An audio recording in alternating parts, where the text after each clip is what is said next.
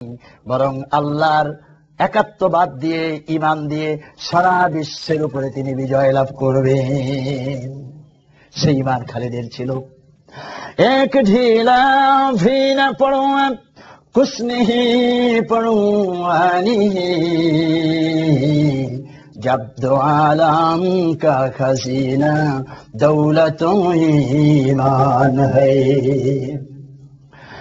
কোনো পরোয়া নেই, কোনো চিন্তা নেই, যেহেতু তাম পৃথিবীর শ্রেষ্ঠ সম্পদ ঈমান আমার কলিজার মধ্যে আছে, ঈমান যার কলিজার মধ্যে আছে, এমন আল্লাহর বান্দার জন্য কোনো ভয়ের কারণ নাই। তাই কোনো ভয় পেলেন না, বরং আল্লাহু আকবার বলতে বলতে হযরত খালিদ বিন ওলীদ রাদিয়াল্লাহু তাআলা আনহু তিনি চলে আসলেন মুসলিম শিবিরে। একজন সৈন্য তার কেশাগ্রে আঘাত করতে সাহস পায়নি। শেষ পর্যন্ত খালিদ বিন ওলীদ রাদিয়াল্লাহু তাআলা আনহু সহ মুসলিম সৈন্য যখন রোমান প্রান্তে কাফেরদের বিরুদ্ধে ঝাঁপিয়ে পড়েছিল, আল্লাহর কালেমার ঝান্ডা উঁচু হয়ে গিয়েছিল, আর কাফেরদের রক্তে কাফেরদের লাশে স্তূপ তৈরি হয়ে গেছে। বিজয় দেওয়ার মালিক কে? অতএব সেই আল্লাহর দরবারে আমরা ফিরে আসতে চাই এবং আল্লাহকেই মেনে নিতে চাই। বলেছিলাম ঈমানের অগ্নি পরীক্ষা, এই পরীক্ষায় এভাবেই যুগে যুগে পাস করেছে আল্লাহর বান্দাগণ।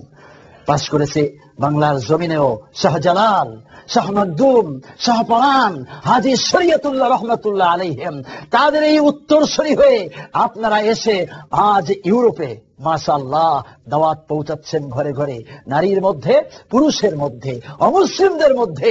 এটি আল্লাহ পাক আপনাদেরকে শাহজালালের বরকতে পাঠিয়ে দিয়েছেন। বলি আলহামদুলিল্লাহ। আল্লাহ রাব্বুল আলামিন আপনাদেরকে কবুল করুন।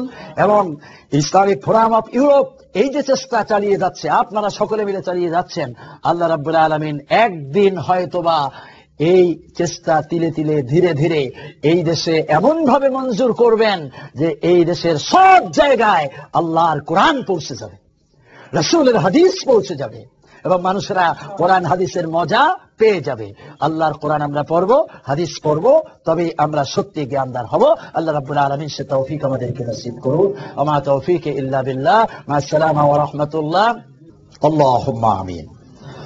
আস্তাগফিরুল্লাহ রাব্বি মিন কুল্লি যামবিন ওয়া আতুবু ইলাইহি লা হাওলা ওয়া লা কুওয়াতা ইল্লা বিল্লাহিল আলিয়্যিল আযীম।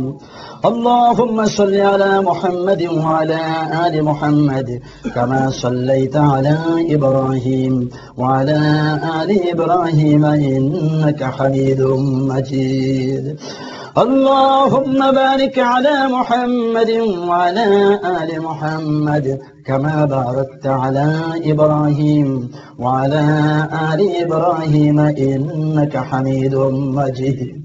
পরওয়ারদিগার আলম মেহেরবান আল্লাহ, আমরা পাপী তাপী কিছু তোমার গোলাম পাগল পারা বান্দারা শাহপরান মসজিদে বসে তোমার দরবারে হাত উঁচু করেছি।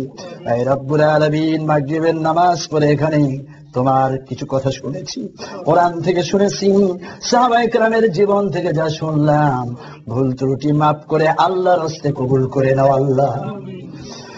तमाम পৃথিবীর শ্রেষ্ঠ মানুষ তোমার হাবিব বিশ্ব নবী মুহাম্মদুর রাসূলুল্লাহ সাল্লাল্লাহু আলাইহি ওয়াসাল্লাম আজ সোনার মদিনায় ঘুমিয়ে রয়েছেন। এর হাদিয়া প্রিয় হাবিব সাল্লাল্লাহু আলাইহি ওয়াসাল্লামের রওজা মুবারকে পৌঁছিয়ে দিন আল্লাহ। হে রব্বুল আলামিন, হাজার হাজার মাইল দূরে এসে আমাদের প্রিয় ভূমি বাংলাদেশ ছেড়ে এই দেশে যে সমস্ত ভাইয়েরা বোনেরা বাস করছেন, মেহেরবানি করে তাদের সকলকে হেফাজত করুন আল্লাহ। যার চাকুরি নেই চাকুরির ব্যবস্থা করে দিন, যার ব্যবসা নেই ব্যবসার ব্যবস্থা করে দিন, যারা শিক্ষার জন্য এসেছে আদর্শ শিক্ষিত হওয়ার তৌফিক নসিব করুন আল্লাহ। আমাদের সন্তানগুলিকে আদর্শ সন্তান হিসেবে কবুল করুন আল্লাহ। হে রব্বুল আলামিন, আমাদের পরিবারের মধ্যে শান্তি কায়েম করে দিন আল্লাহ। যদি কারো পরিবারে অশান্তি থেকে থাকে, মেহেরবানি করে আপনার রহমত দিয়ে হেফাজত করুন আল্লাহ। হে রব্বুল আলামিন, জানি না কার কলিজার মধ্যে কি দুঃখ রয়েছে, বেদনা রয়েছে, তোমার দরবারে ফরিয়াদ, সকলের দুঃখ বেদনা তুমি দূর করে দাও আল্লাহ। হে রব্বুল আলামিন, কার কি নেক আশা আকাঙ্ক্ষা রয়েছে, তোমার দরবারে ফরিয়াদ, সকলের নেক আশা আকাঙ্ক্ষা তুমি পুরা করে দাও আল্লাহ। হে আল্লাহ, তোমার কোরআন মেনে চলতে পারি, কোরআন বুঝতে পারি, কোরআন পড়তে পারি, কোরআনের অর্থ মানতে পারি, বুঝতে পারি, আমল করতে পারি, সে তৌফিক নসিব করো আল্লাহ। তোমার রাসূলের হাদিস যেন জানতে পারি, বুঝতে পারি, তৌফিক দাও আল্লাহ। হে রব্বুল আলামিন, আমাদের কোন দুশমন এই দেশে নাই, যারা অমুসলিম কাফের ইহুদি নাসারা, তারা আমাদের ভাই, তারা আমাদের বোন, তারা আমাদের বন্ধু। হে রব্বুল আলামিন, তাদের কাছে যেন রাসূলের আদর্শ তুলে ধরতে পারি, সে তৌফিক দাও আল্লাহ। হে রব্বুল আলামিন, কোরআনের সহি মেসেজ যেন তাদের কাছে পৌঁছিয়ে দিতে পারি, সে তৌফিক নসিব করো আল্লাহ।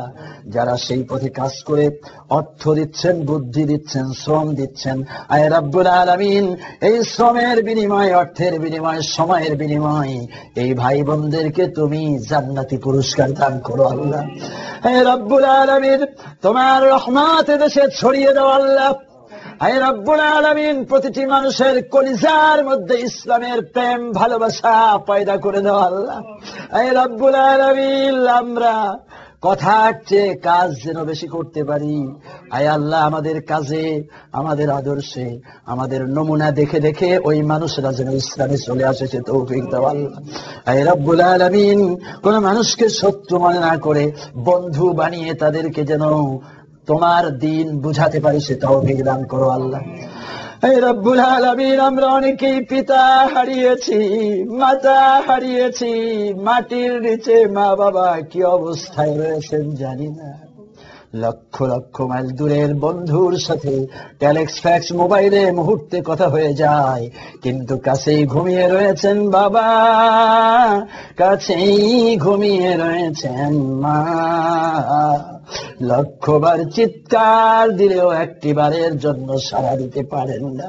আপনার দরবারে ফরিয়াদ, মেহেরবানি করে ওই মা বাবার কবরগুলোকে বেহেশত বানিয়ে দিন আল্লাহ।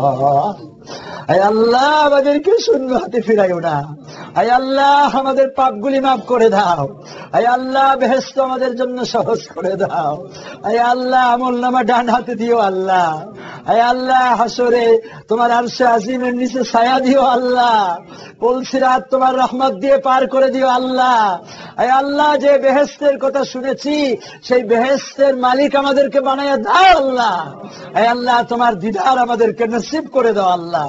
হে আল্লাহ, এই আয়োজন যারা করেছেন তাদেরকে কবুল করো, উত্তম পুরস্কার দান করো আল্লাহ। ভবিষ্যতে যেন আরো কোরআনের আয়োজন করতে পারেন, সে তৌফিক দাও। হে আল্লাহ, শাহ ফরহান রহমাতুল্লাহ আলাইহি জীবন দিয়ে ইসলামের যে খেদমত করেছেন, এই মসজিদের সকল মুসল্লি তারা যেন সেভাবেই করতে পারেন, সে তৌফিক দাও আল্লাহ। এই মসজিদকে ইসলামের দুর্গ হিসাবে কবুল করে নাও। হে রব্বুল আলামিন, কখন কোন সময় তোমার পক্ষ থেকে ডাক এসে যাবে জানি না, আজরাইল মালাকুল মউত এসে সালাম করবে জানি না, কখন যেন জবানে জারি হয়ে যায় লা ইলাহা ইল্লাল্লাহু মুহাম্মাদুর রাসূলুল্লাহ। আসসালামু আলাইকুম ওয়া রাহমাতুল্লাহ।